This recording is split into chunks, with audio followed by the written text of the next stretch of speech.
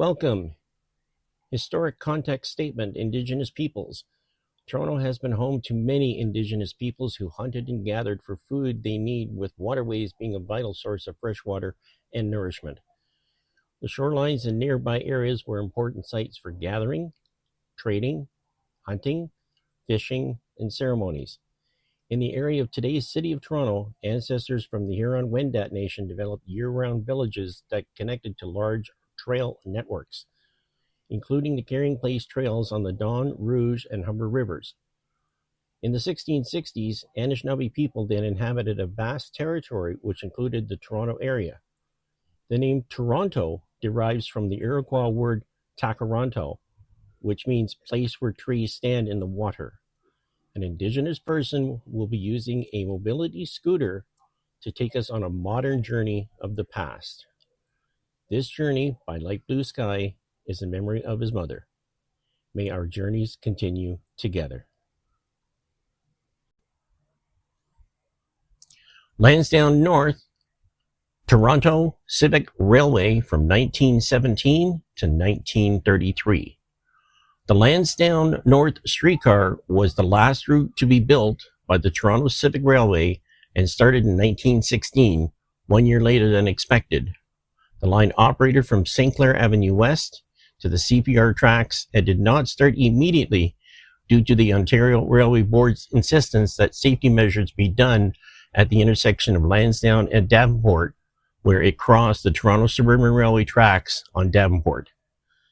The Lansdowne line did offer a direct connection with the Civic St. Clair streetcar, and thus began the Civic Railway's only free transfer between the two routes. In 1921, operations continued until the Toronto Transportation Commission assumed the assets of both the Toronto Railway Company and the Toronto Civic Railways. In 1933, this route was combined with other Lansdowne South streetcar route.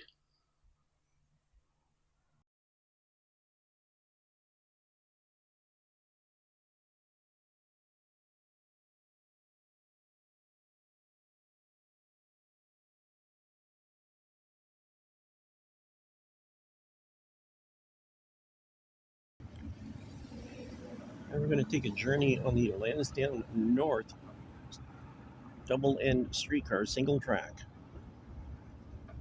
We're at the northern tip of the route itself. It did not enter Earl's Court Loop, but it was just as a single track with double ends.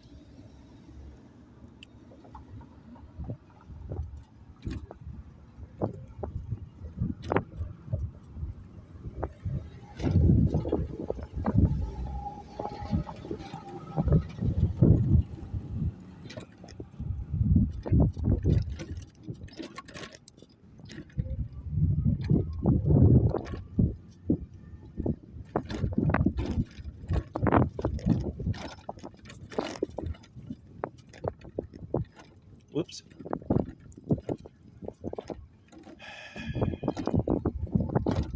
I wonder why they tell you to keep your head up.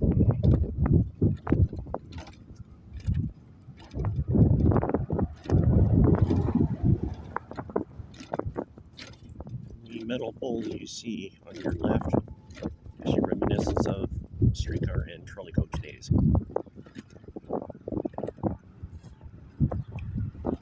Thanks much.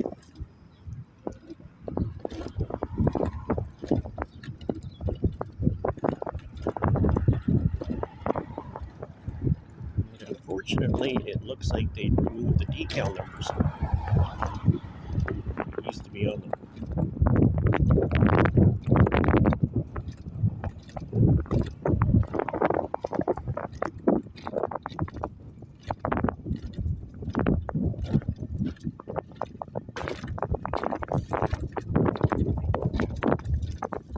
This route was very short, only 1 kilometer in length.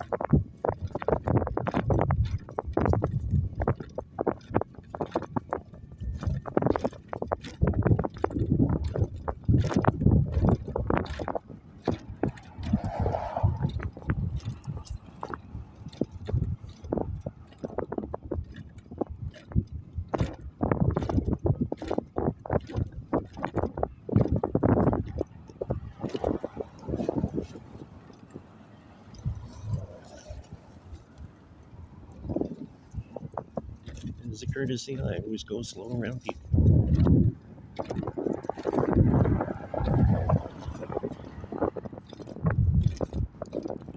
Now we're going to go down a very steep hill.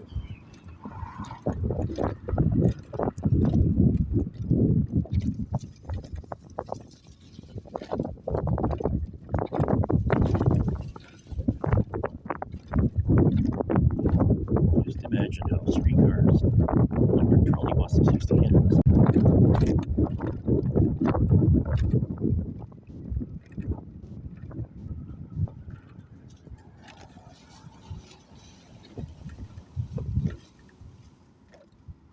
Alright, who's the ingenious one?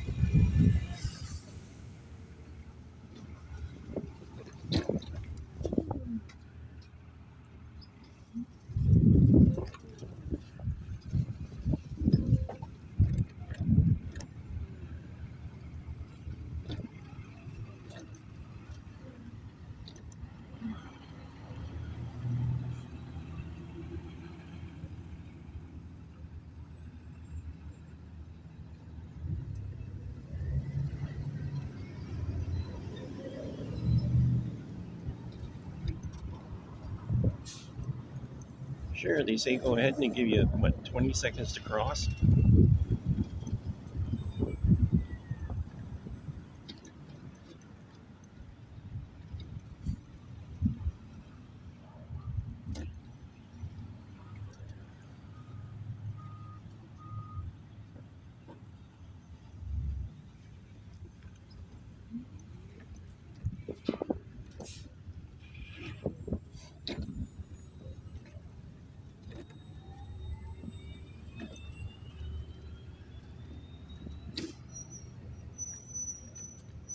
Building on your right used to be the old GE plant.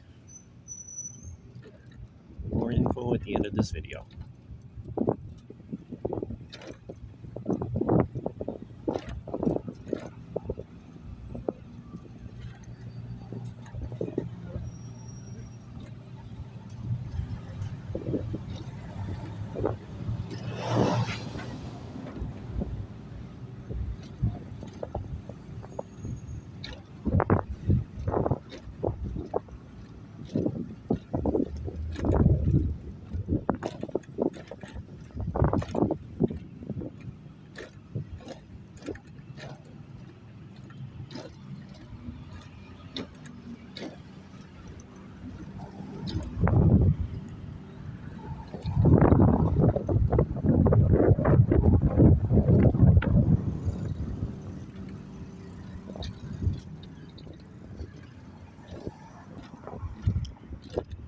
And we're approaching the end.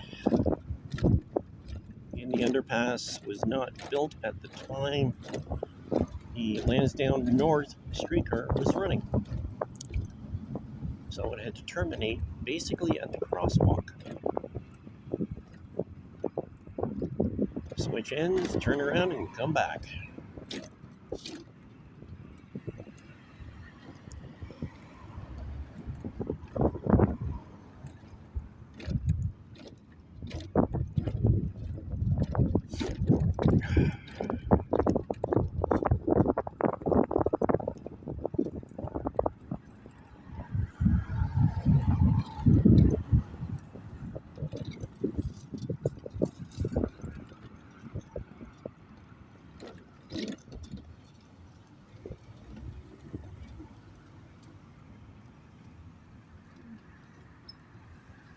that's our journey on the Lansdowne North streetcar. Lots more to go.